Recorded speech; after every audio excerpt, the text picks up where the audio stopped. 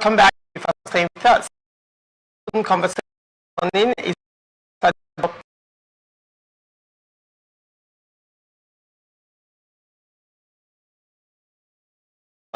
you are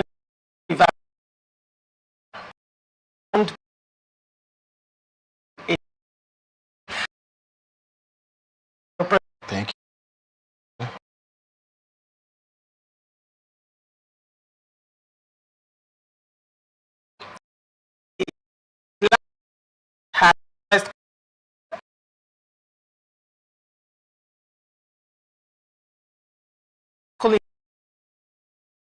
now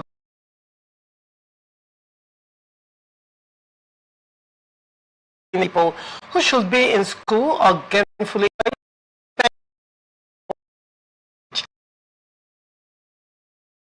many unproductive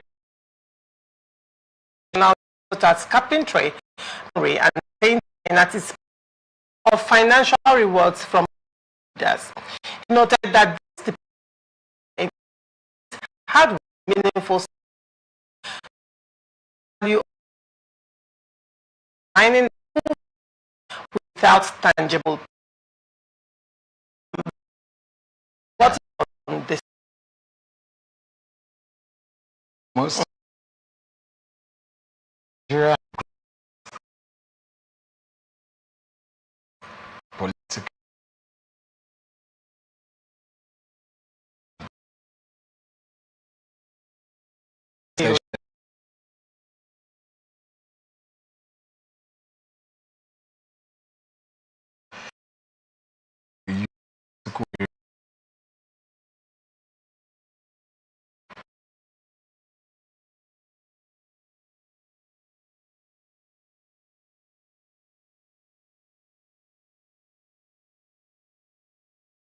so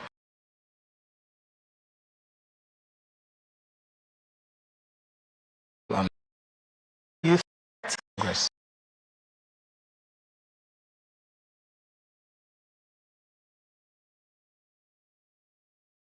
What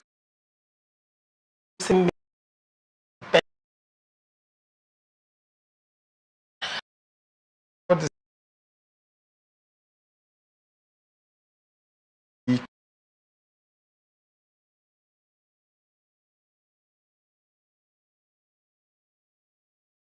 was it is not a recent number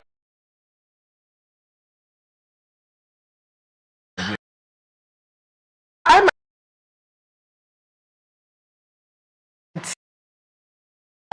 it very I can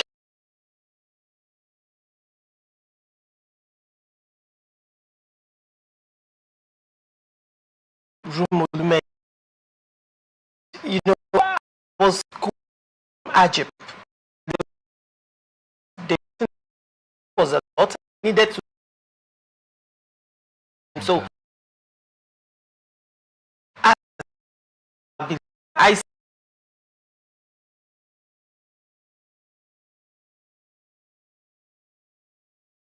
sit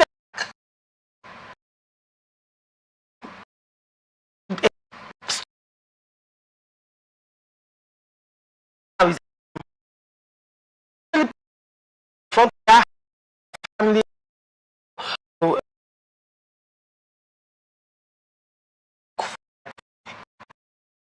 month from in fact I'm going you know that as I said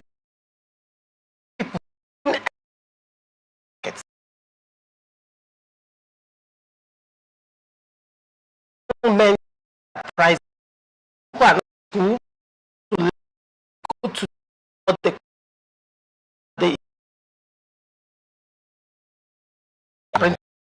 if you're to go trade master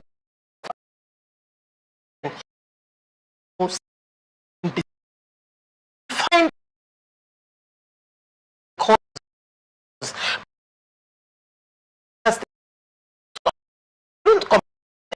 now I still cannot. And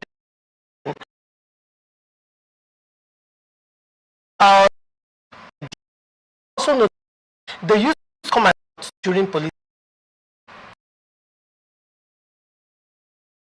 They um,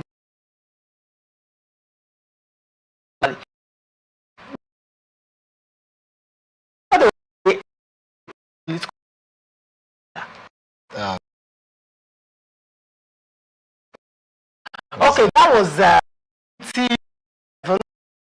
yes. I agree with this. Number This cannot clearly be right like it used to be. And said, I also want you to Rivers State, both present and past, have succeeded in rolling up a that what kind of thing? What kind of thing? I know there are some agricultural reforms that had to do in Ogoni that was not done of activities, but then the had then political godfatherism where they are willing were denied. That you might see them being around, you know. But if what I have seen in the past 2 to 3 years, because I know that Nigerian youths all over the world, I can tell because I know of 2 to 3 people. It wasn't much, you understand, too much, but as little as 30,000 naira a day, they have something they are doing. Able to do that. It pains me to see that my fellow youths are just there and then have no. And the devil's idol and in anything. You have the tendencies to do anything. In kind of things. Yeah.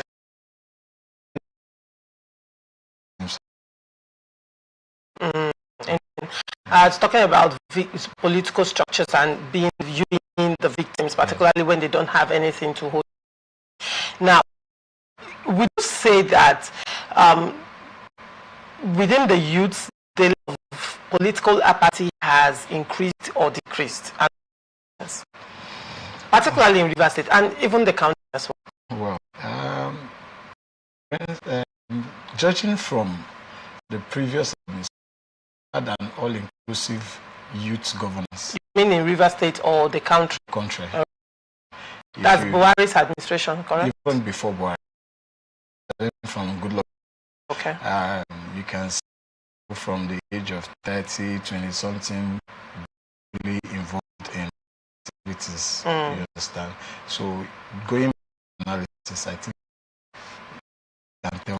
Youth are becoming more in politics. Not just politics. Even right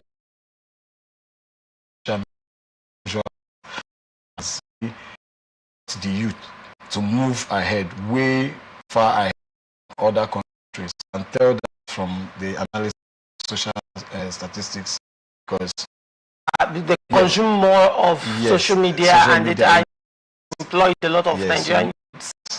You can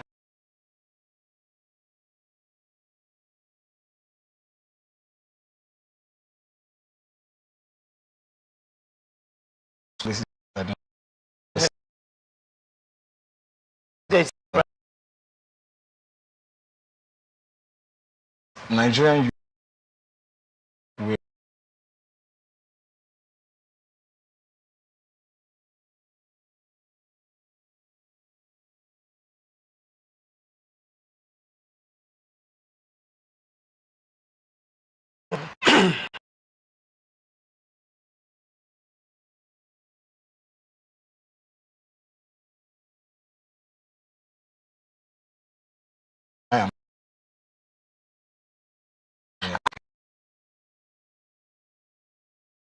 I mean,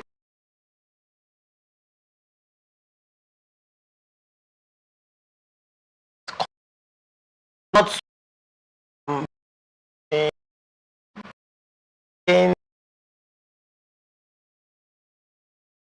in your job of the on their content activity. More hit making, more fashion. They are more into entertainment. See youths or youths in politics, the decisions and policies of the government. See people, see you. I mean, your guess is as good as any of their platform. You will just be seeing different people capturing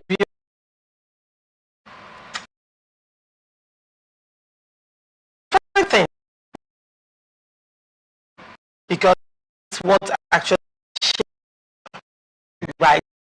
It comes to politics, as important and sensitive as politics, they now appear to be a little bit removed at activity when it comes to use campaign season, and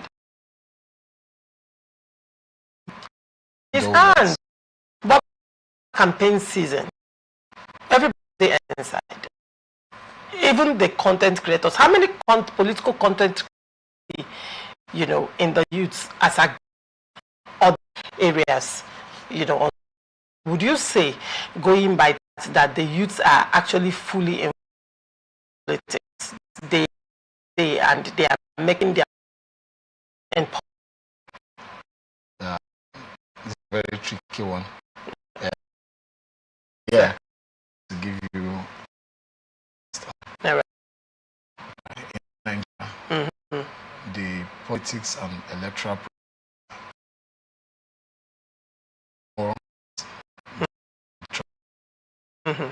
now.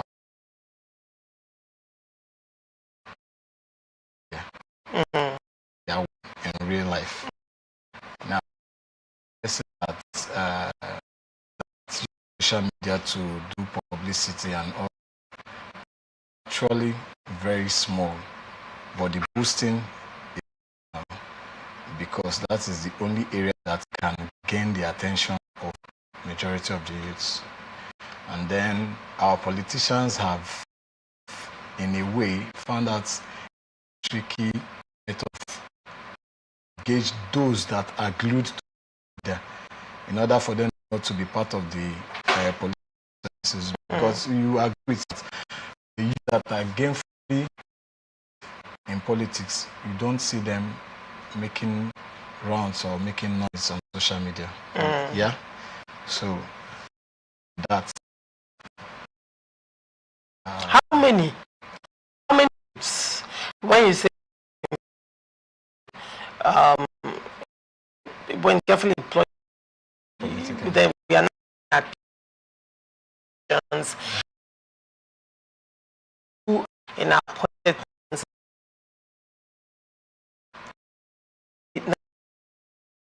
number of youth, the people you're talking about who are actually employed in politics, elective positions and appointments, they are microscopically few in comparison to the number of youth. But what I am looking at is, after the election cycle, then comes governance, right? Yeah. Then the realities that affect us negatively or positively. You don't see a lot of youths actively aged. The youths of Nigeria are reactionary, right? So now, all while, when you media, you're just seeing about, even till now, you just see these and all of that. It's an alarm. Oh, was the tax, and even with the tax, it's easy is doing their on social media. And that when the pressure and electoral reform came, that tax was abandoned about it anymore. Now they have faced electoral reforms. Meanwhile, they had 2023 to start pressuring. In fact, to ensure that one of the first things that the 10th Senate will do, that reform that, you know, gave lacuna to certain irregularities in the governance. Yes, but the youths did not.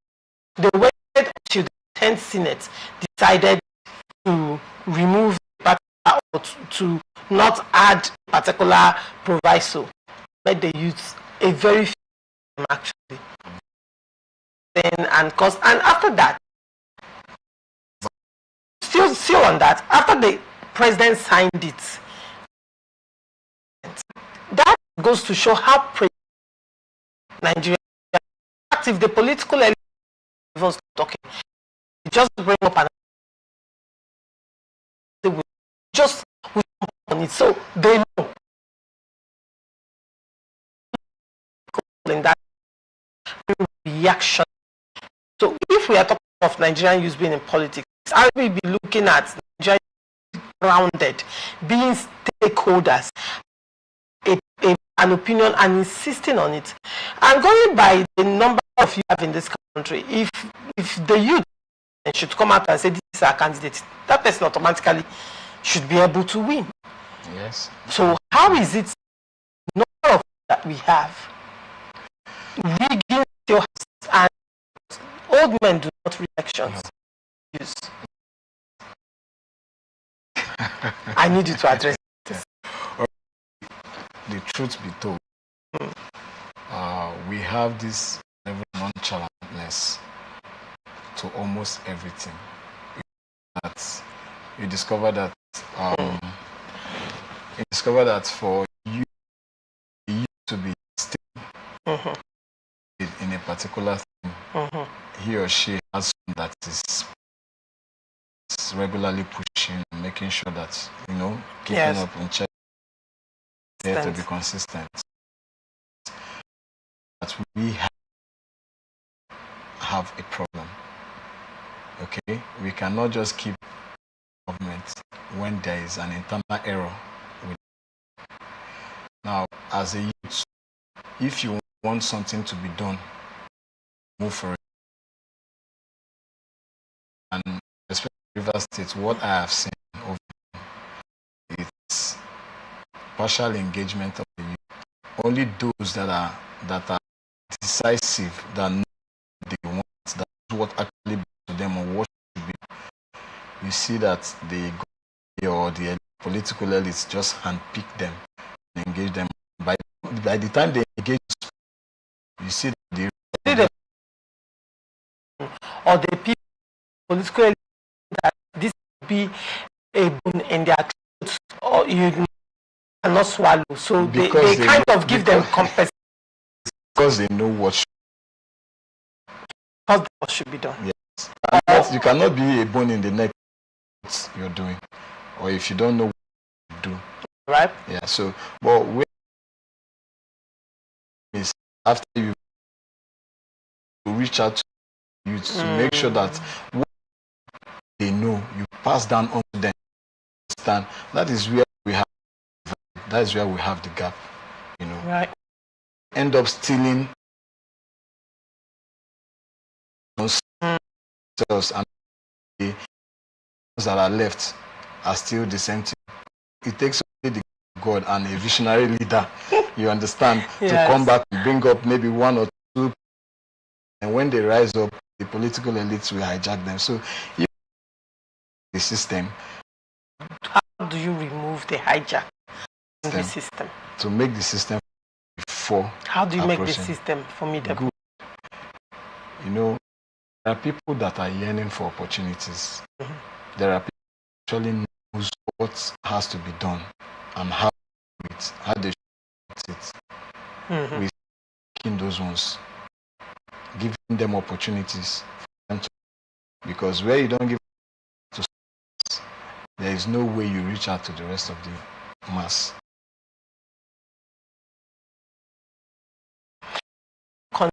variable. Might not exactly be what a politician considers a variable.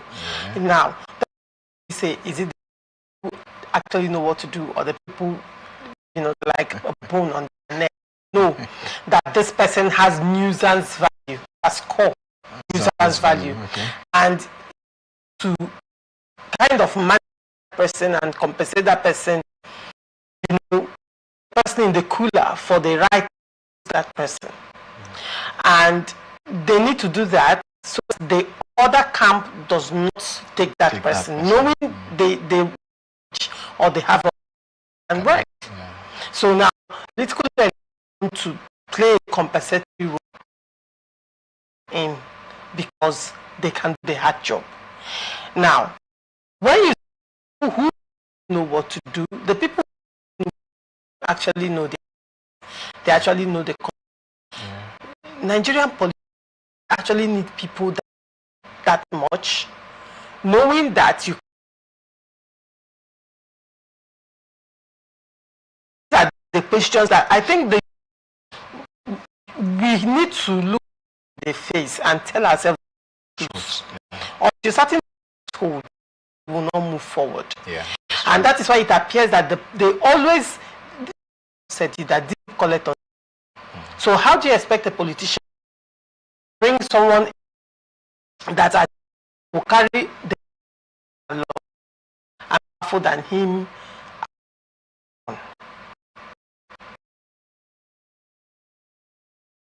to where the of a politician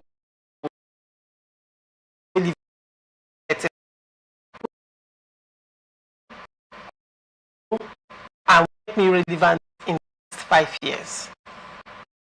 I'm going to bring people with you just do what they want to do, promise at them, and they scramble for that as if it's the law. And then also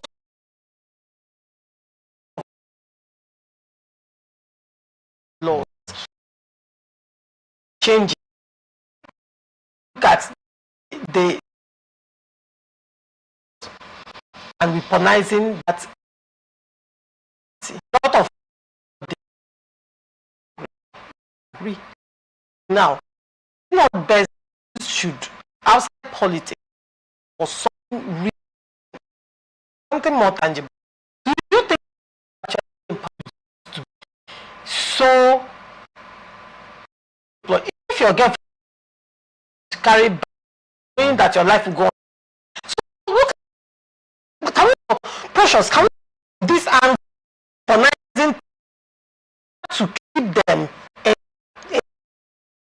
no.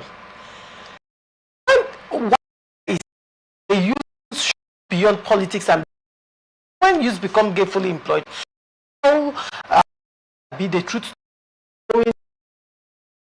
beg food and they will never to them to beg for start the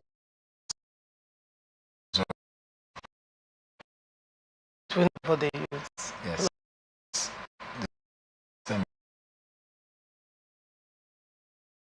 What happened in 2027 elections in 2027? Not an form.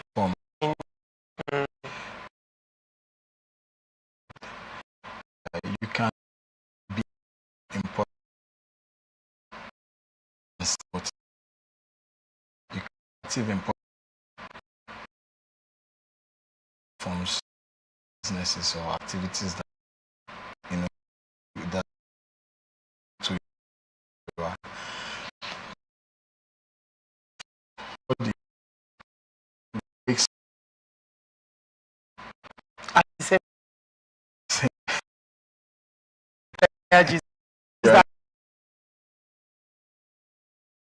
the truth is that at the same time,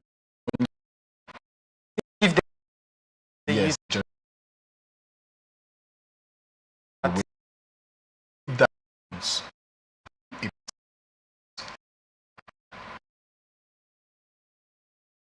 if you face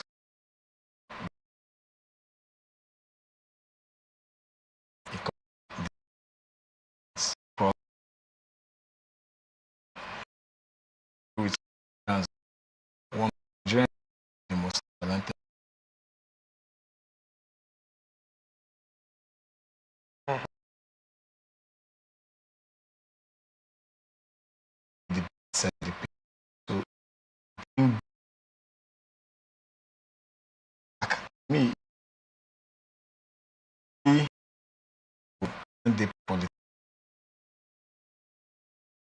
do not, because they to their own children be better And they are.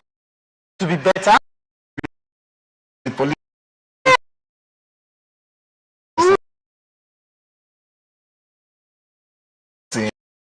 teach them to take from them. Don't care. From their children, they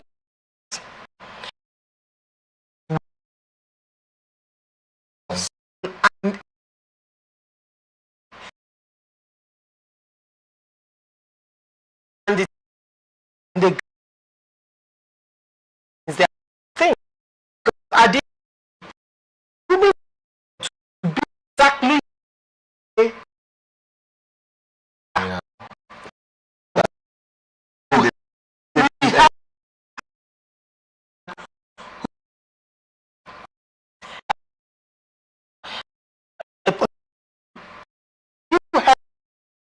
that is So, have with their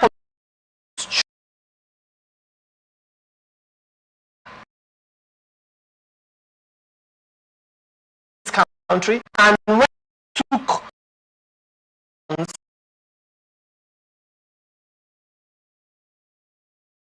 what part is on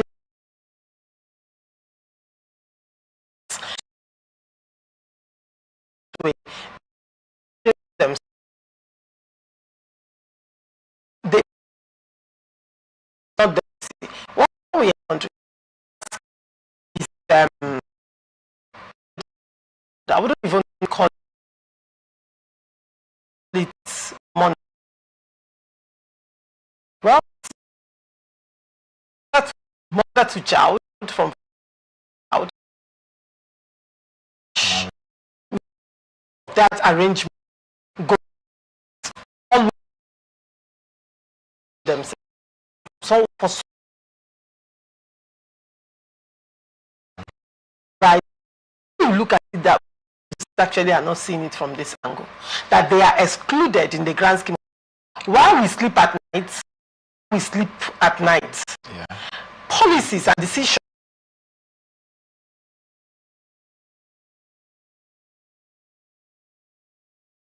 they probably don't much. The youths are not active like they ought to be. So like the few youths that have politics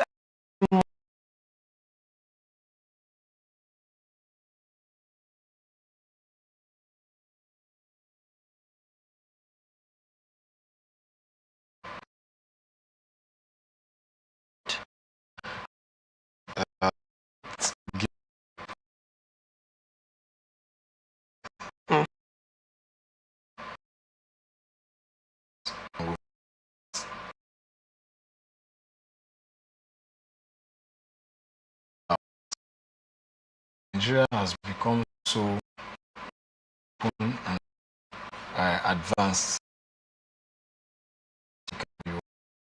It's we have Nigerians that are doing well in businesses, that are doing but what consider the not a platform or you find your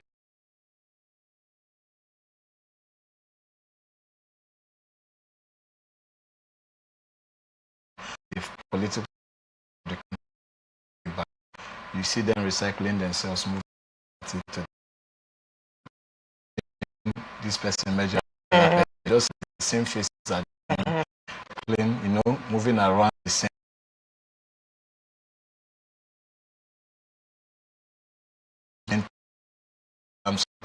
So we want Nigeria also giving up on the system because they offer you of what is what to aggressively 2003. Mm. Vote in 2003. Of course, you understand. Just because I love the person.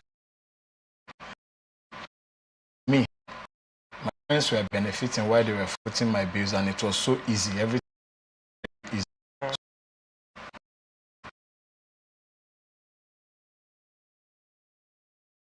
Don't survive.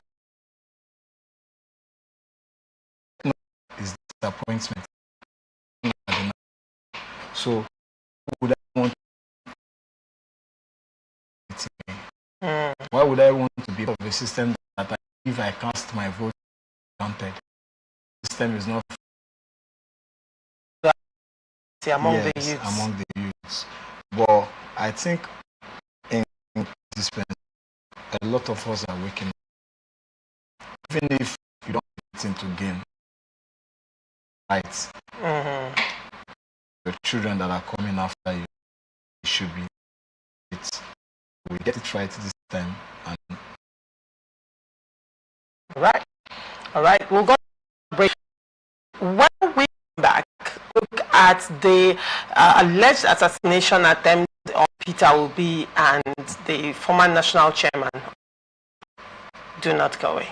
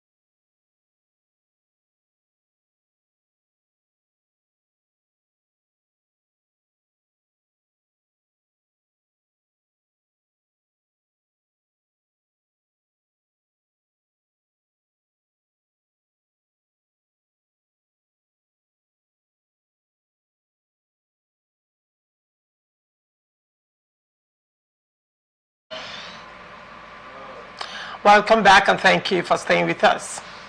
2023 presidential candidate of the Labour Party, Peter Obi, and former national chairman of the All Progressive Congress, Chief John Odige Oyegun, narrowly escaped a gunman attack in Benin City, Edo State, on Tuesday. The incident reportedly occurred at Odige Oyegun's residence shortly after both leaders attended the formal declaration of Barrister Olumide Apata into the African Democratic Congress in the state capital. Videos circulating online showed the aftermath of the attack, with the estate gate and several vehicles riddled with bullet holes, indicating the intensity of the shooting. Obi confirmed that the attack happened shortly after their convoy departed the ADC area, while eyewitnesses' accounts suggested panic among residents following the sound of gunfire in the area. National movement, Yunusa Tanko, alleged that the armed assailants trailed the political leaders from the ADC headquarters to Odige Oyegun's residence before opening fire at the entrance. He described the incident as a failed assassination attempt, stating that multiple official vehicles were damaged during the attack on what he termed the Edo state. Reacting afterward, Obi condemned the attack, warning that the incident reflects worsening insecurity and threats to Nigeria's democratic space. He stressed that violence against political actors and citizens must not be allowed to persist, insisting that the country cannot progress under an atmosphere of fear and intimidation. What is your take on this, Ambassador Precious? Well, it's condemnable. There's no vision that is a person's life. So it's condemnable from all angles. You know, Nigerians and our politicians should grow past this level. You know, there is what is called constructive criticism when it comes to politics.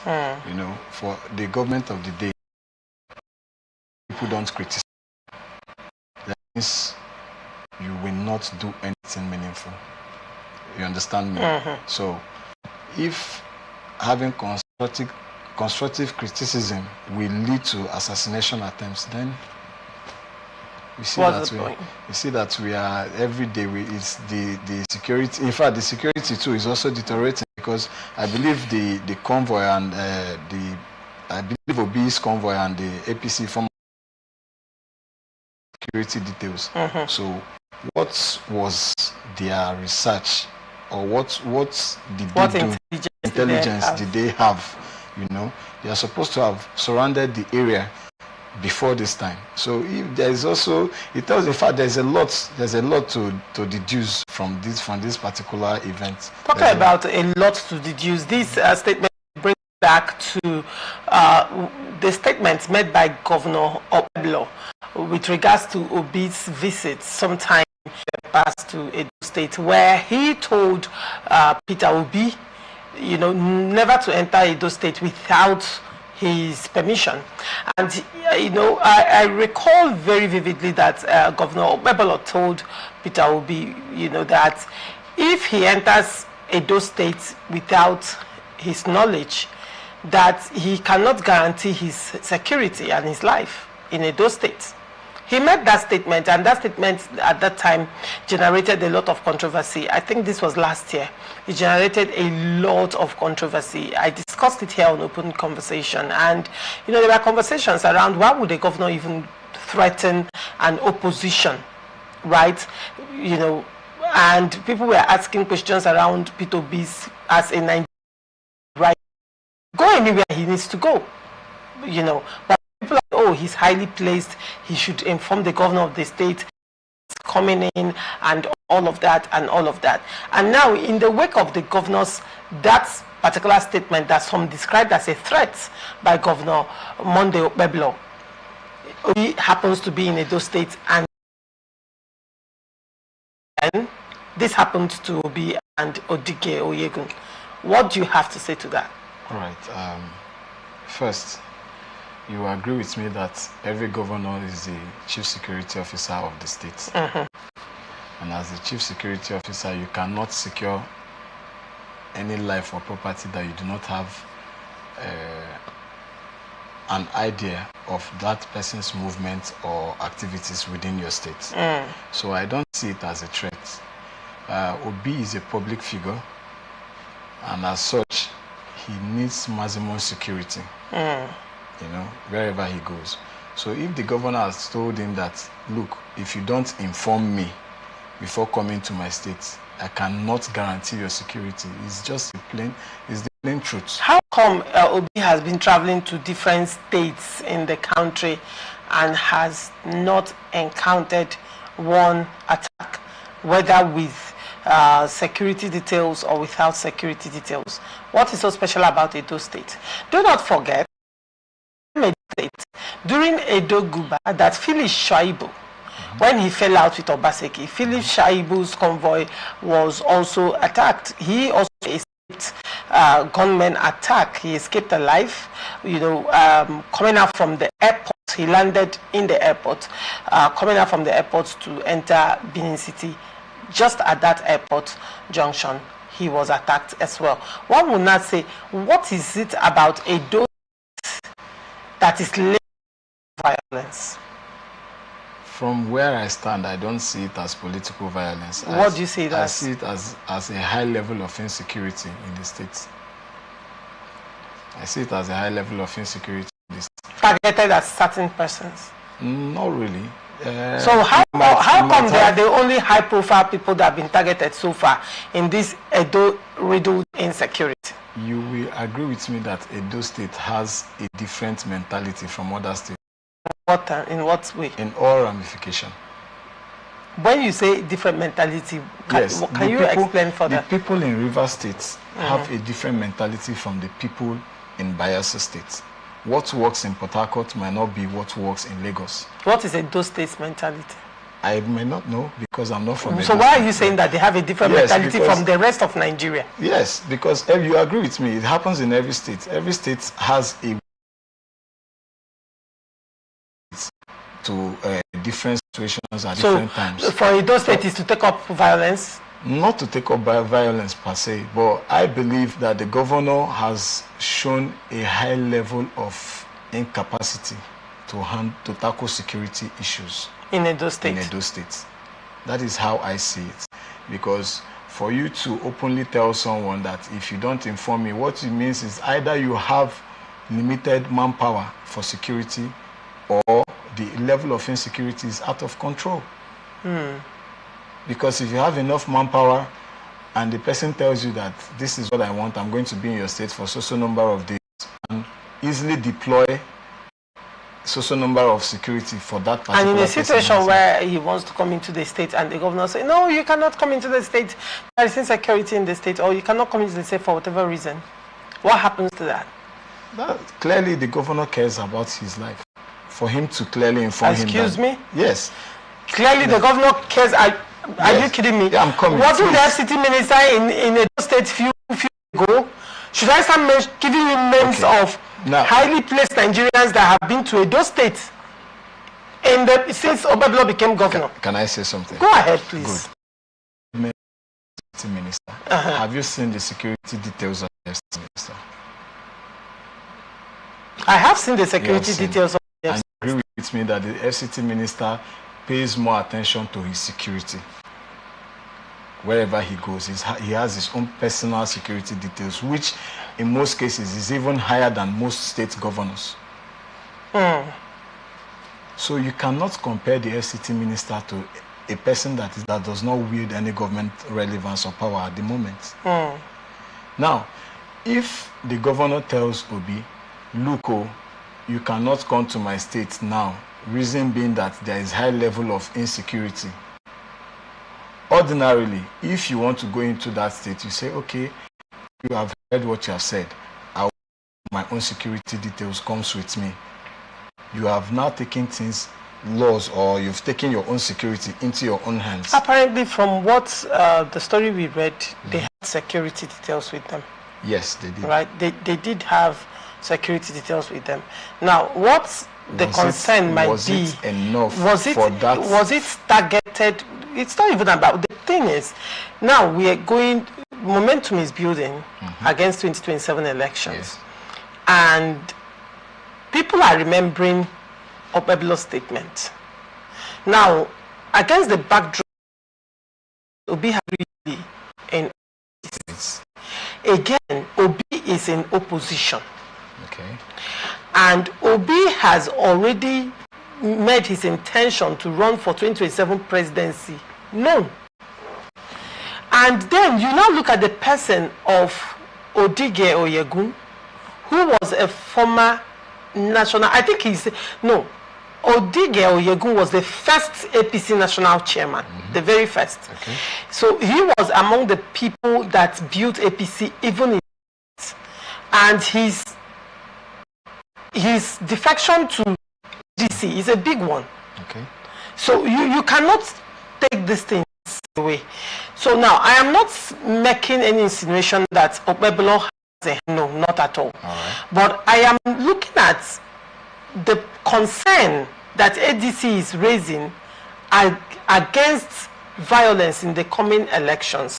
If this thing is anything to go by, Nigerians should be worried. Is this how this election is going to play out? There are times, again, you see people, top politicians with overzealous followers that will go and do the one nobody sent them to do. Let me use it in Nigerian parlance, just to impress their masters. There are a whole lot of things that should be investigated in this particular it should not be swept under the carpet, because now, I'm saying this because other highly placed politicians, both the ones that are in no position, the ones that are not, even and where they come into Edo State and they leave. Well, like I said before, security, there is a lot when it comes to security, you know. So, as someone who is high and mighty in the country, your life, it's important, you know. But I also know that you that is visiting a state, you need the backing of the sitting governor. Okay. And you also need the backing of the security agencies that are there. This is a whole lot. Because of the person. Yes. His personality. Yes. This is a whole lot. So I do not necessarily see it as an opposition attack. Okay. Or a security lapses in the state. You agree with me that you cannot someone that you know clearly has more security details than you, the attacker, because you'll be caught. So these are just few things that they should have looked at. So, and it's only natural that being in an opposition party and then you have been attacked and there has been a statement previously that there'll be concerns yes, around there'll be concerns. So these are just these are normal things, but what I condemn to a very high extent is an attempt on human life. I condemn that because there is no office or any amount of money that is worth another person's life. I condemn that a lot. But my advice for the Edo State governor is for him to tighten up his security and also make the federal government to understand if he has lapses, if he's short of manpower when it comes to security, he should say so, so that these incidences will not be occurring in his state. It only shows his level of incapacity when it comes to security. And I also advise any other politician that is going to Edo State to please tighten up. Tell the governor. Tighten up your own security. Right. Tell the governor on time and make sure you have the approval of every governor that governs any state you're going to. Approval, okay. Yeah, kind of. When you say someone needs the approval of a governor, that brings a lot. That is contrary to our fundamental human rights. Under Nigerian Constitution, yes, you have a right. You have a freedom of movement. Freedom of movement, yes. Freedom of association is one of it. Yes. A sitting governor, because you gave him that courtesy, cannot bar you from entering his state. No, it doesn't even make sense to me. But when there is an incident, when an incident happens, we know that they will keep quoting. We know that they will always quote to come. But the question will be, if that governor, if it was someone within his own party, will he also say, "Oh, please don't come"? Your guess is as good as mine. All right. Now, what I have to say is, yes, as much as we have freedom of movement, I believe the right thing should be done. And the governors should not ban anybody from entering their states. Not ban, particularly opposition. Yes. Not especially when they extend the courtesy of telling them that I'm coming into your state too. I'm using your word now. Yes. Not ban. Well, I think what we need to do yes, we have freedom of movement, we have freedom of speech, you understand? We also have the right to live. It's constitutional, you have the right to live.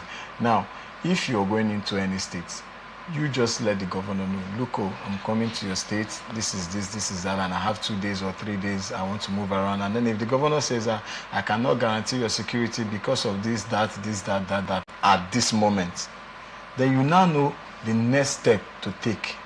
Because first and foremost, you have to secure your... All right, very well. Ahead of 2027, President Bola Tinubu, APC governors and NLC leadership were in a closed-door meeting yesterday. We'll treat we come back. Do not go away.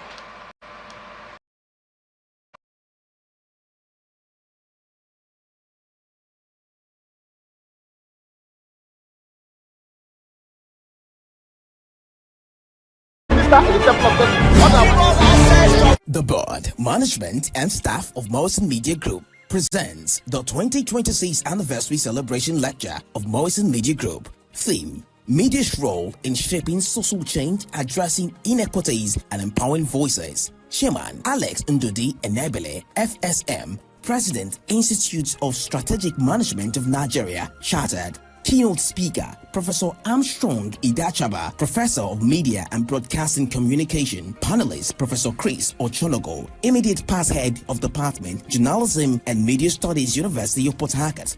Dr. Ijoma Tobosia, Secretary, NUJ, River State. Dr. Sarah Joe, University Orator and Associate Dean, Faculty of Communication and Media, River State University, Port Harcourt. Dr. Ibiere Koki, Ignatius Aju University of Education, Rumolomini, Port Harcourt. Chief host, Dr. Chinyere Igwe, Esquire, Chairman, Morrison Group.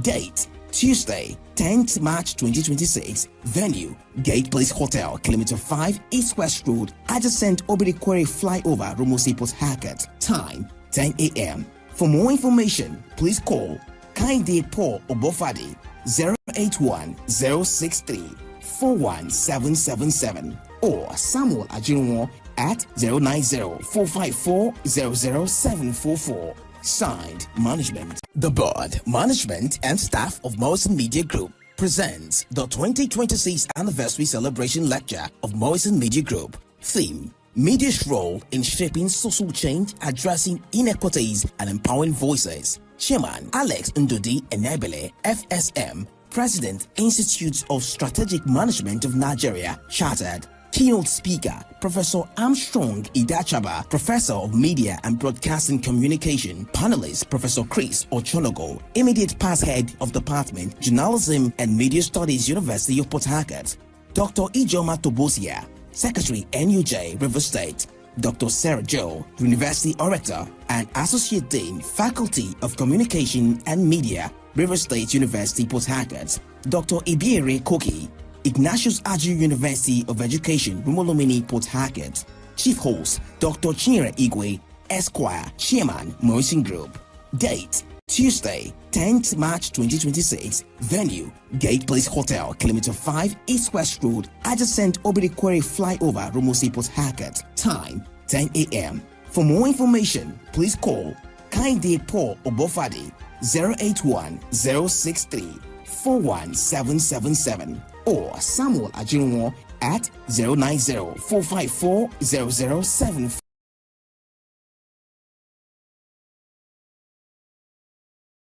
Presents the 2026 anniversary celebration lecture of Morrison Media Group. Theme: Media's role in shaping social change, addressing inequities, and empowering voices. Chairman Alex Ndudi Enebele, FSM, President, Institute of Strategic Management of Nigeria, Chartered. Keynote speaker, Professor Armstrong Idachaba, Professor of Media and Broadcasting Communication. Panelist, Professor Chris Ochonogo, Immediate Past Head of Department, Journalism and Media Studies, University of Port Harcourt.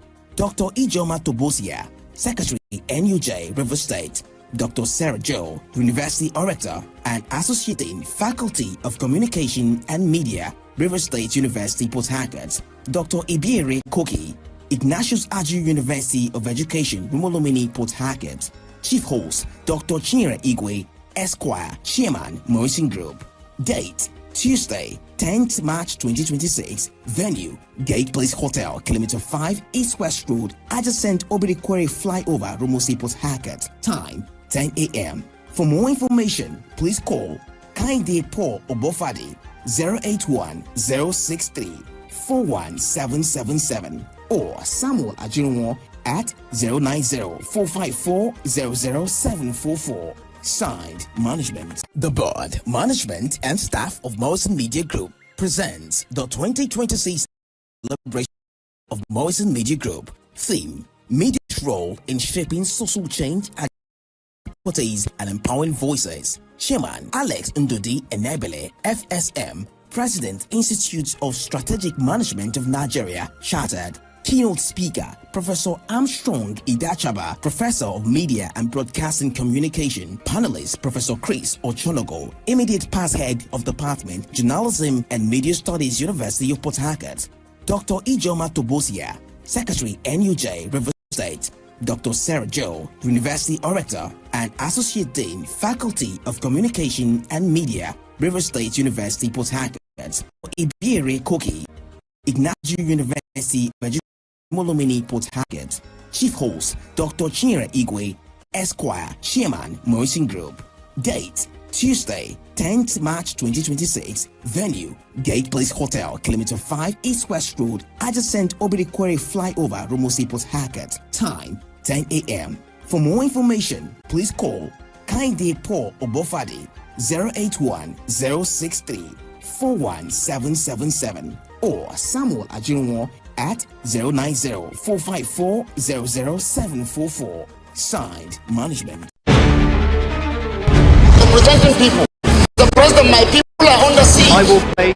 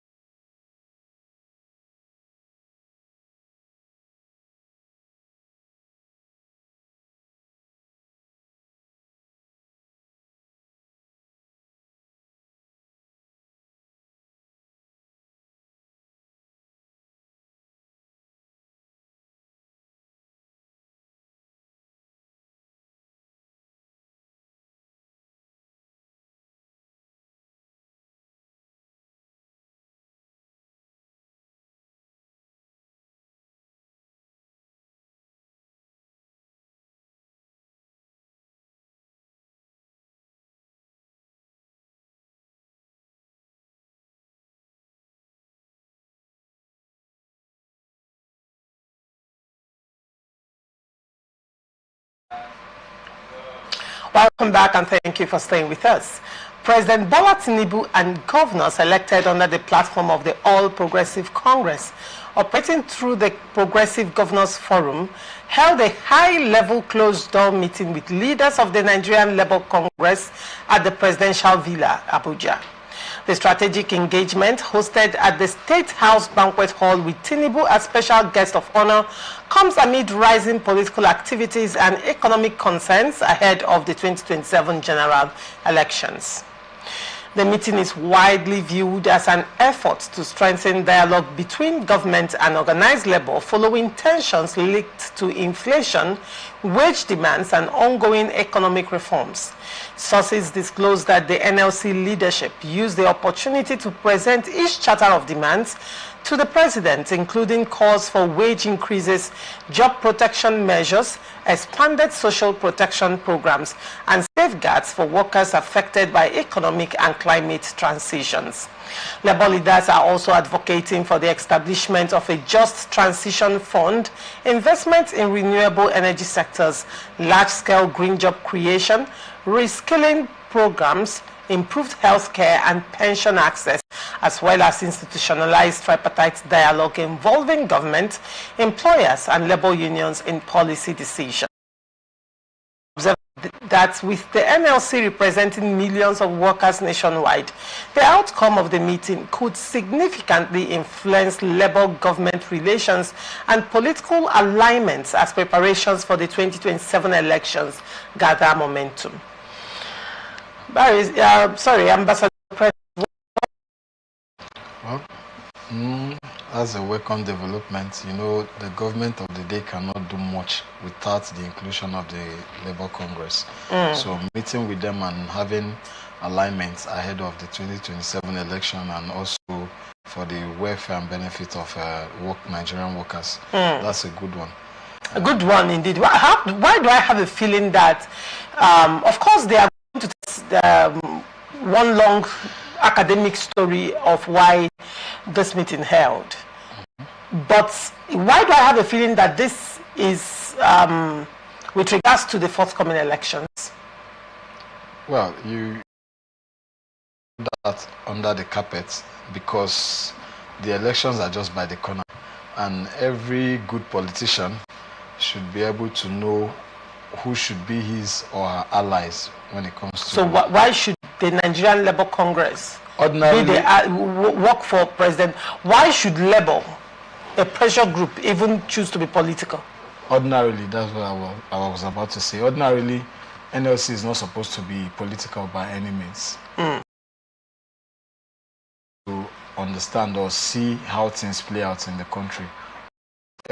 Most NGOs that are supposed to be freelance are being dragged into politics one way or the other.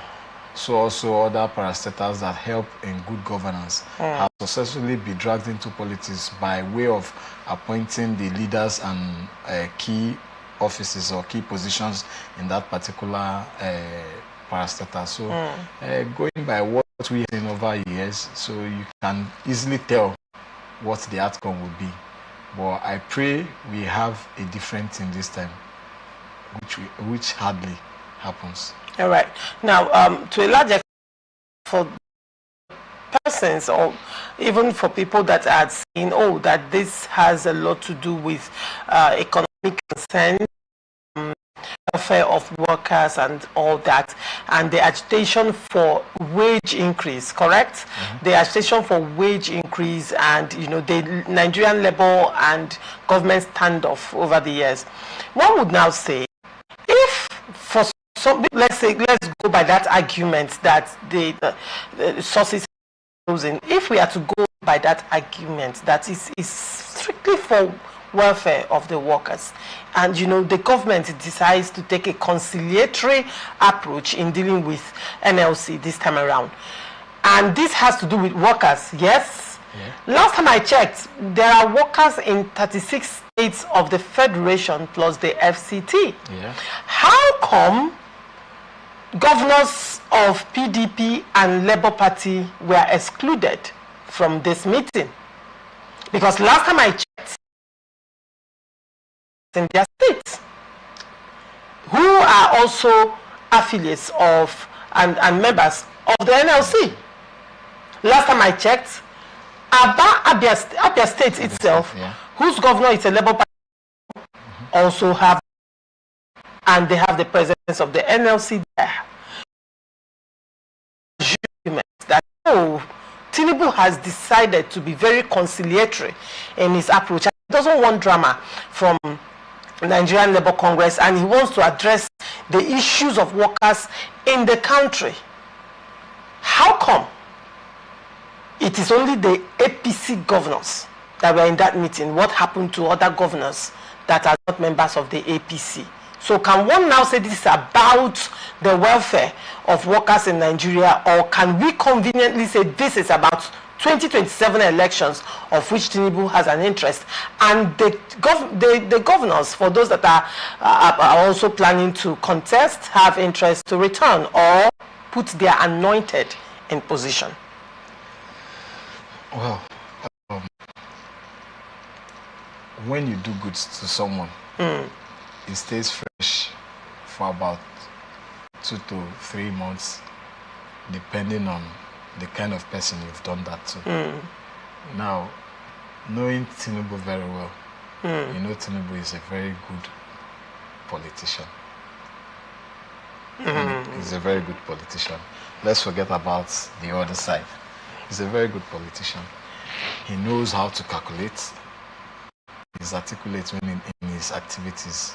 He knows exactly what to do. And he knows, like, I can tell you for free, the Nigerian Labour Congress has even disappointed.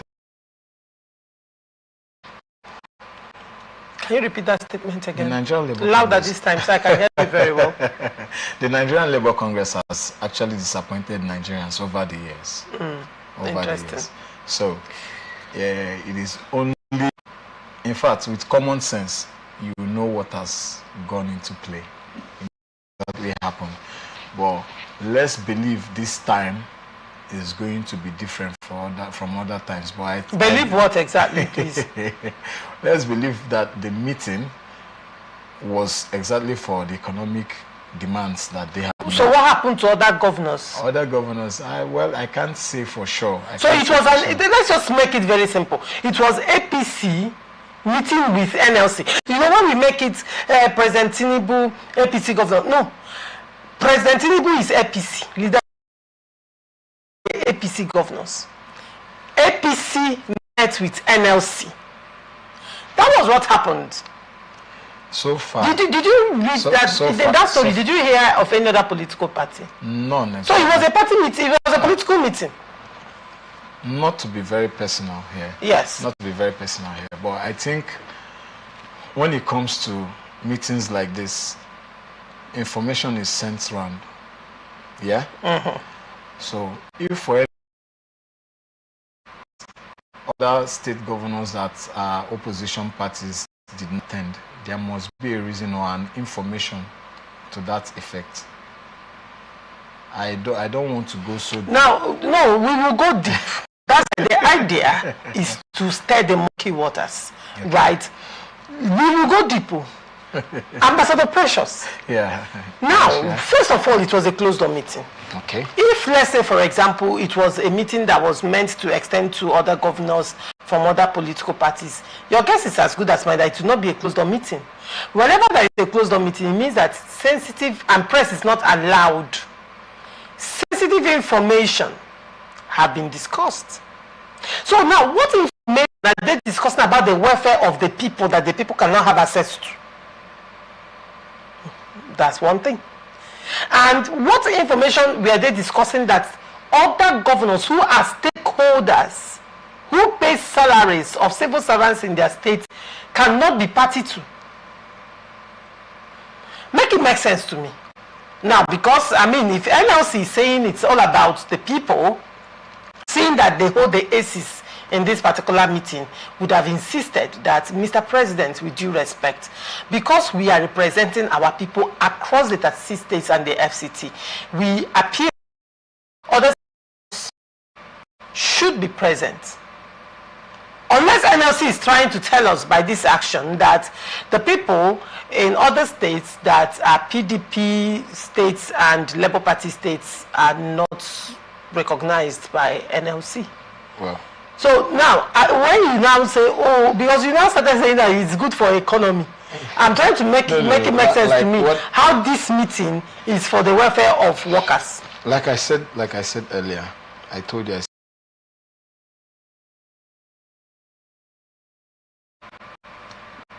the country in their activities.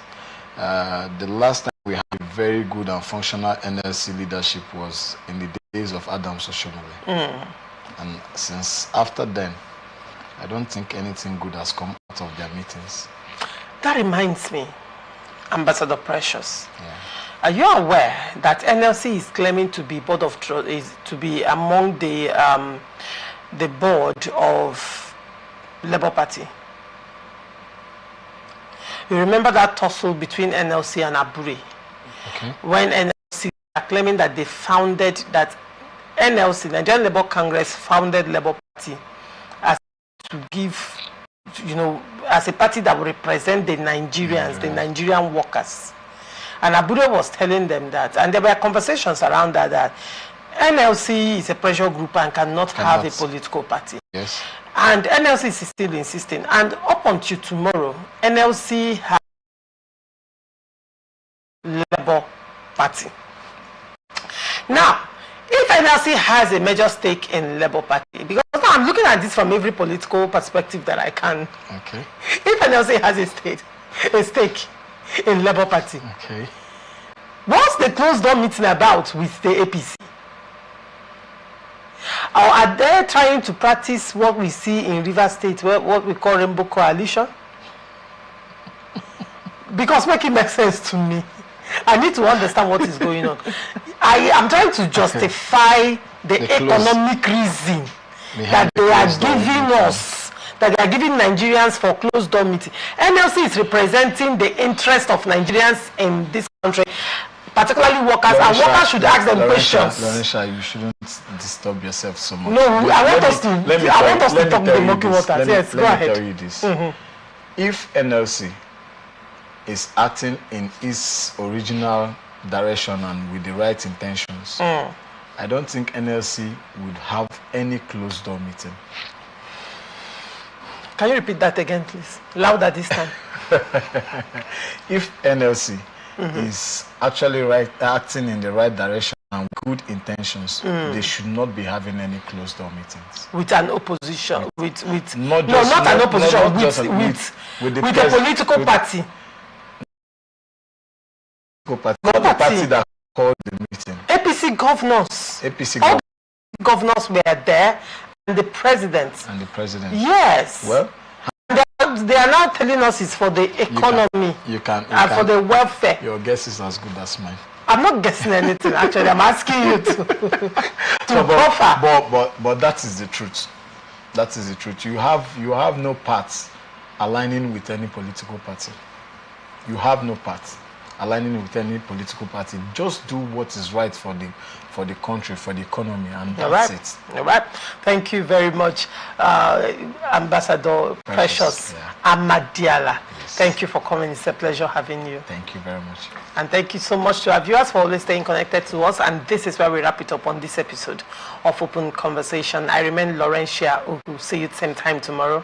Bye for now. Bye.